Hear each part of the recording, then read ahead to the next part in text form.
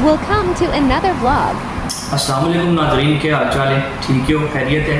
उम्मीद करने सब ठीक ठाक हो। सोचों के आने अपना चा गुजरा पर वेलकम सचों तक हमारा यूट्यूब चैनल अपना चा गुजरा नाज़रीन जो टॉपिक यह है कि सब की दसा सरकार कि सिक्योरिटी ने वीजे वास्ते असें केह्ड़ी चीज़ां चाहिए होंगी। अगर तुम दुबई सिक्योरिटी ने वीजे बसना चाहते हो, सब तो पहले तुसें सरकार तुसें 10वीं दी मैट्रिक की सनद चाहिए है, वो भी अटैस्टेड शुदा पाकिस्तान तो जो दुबई तो वो अगर तुहाडे कोल है तुसी ईजीली दुबई आके किसी भी कंपनी सिक्योरिटी ना इंटरव्यू दे सकते हो। और दूसरी गल ये है कि अगर तुम पाकिस्तान किसी भी बंदे को तुम 1 साल 2 साल सिक्योरिटी एक्सपीरियंस ना लैटर बनवाई सकते, मैं फलाने होटल कम किया, फलाने जुलरी शॉप कम किया, और तुम वास्ते बहुत अच्छा करो, और तुम को है तो बहुत अच्छा है। दूसरा जो इतने आसने हो विजिट पर सिक्योरिटी में जाने हो, सब तो पहले सवाल होने सिक्योरिटी ने, सब तो पहले सिक्योरिटी सवाल होने कि सिक्योरिटी के बारे में क्या जानते हो। थोड़ी जी इंग्लिश में ठीक हुआ इंटरव्यू पास हो जाना, कोई इतना बड़ा मसला नहीं है, ठीक है जी। तो तुसें कोई करना ही पैना तो सरकार थोड़ी इंग्लिश इंप्रूव करनी पैनी।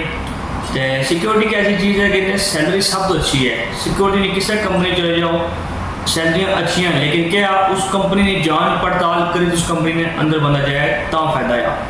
क्योंकि कुछ कंपनियां जी 4 महीने 5 महीने तो सैलरियाँ दे रही और तुम चले दसने हो और लाए दसना।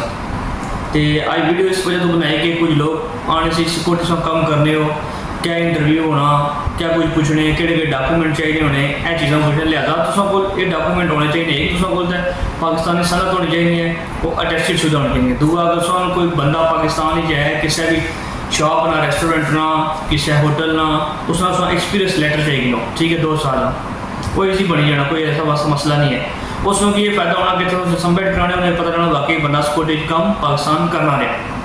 तो पाकिस्तान की सिक्योरिटी तो इतने सिक्योरिटी को फर्क बहुत अच्छा है, क्योंकि उत्थे सिक्योरिटी जी है तो 4-5 किलो रेफल नाल बंदी होनी पते तो खलता होना बैंक आके फिर उडारी करने। तो इतने कुछ भी नहीं है, सरकार कोई रेफल नहीं, कोई कुछ भी नहीं है, बेहतरीन ड्यूटियाँ, कोई इतनी सख्त ड्यूटी कोई सिक्योरिटी नहीं।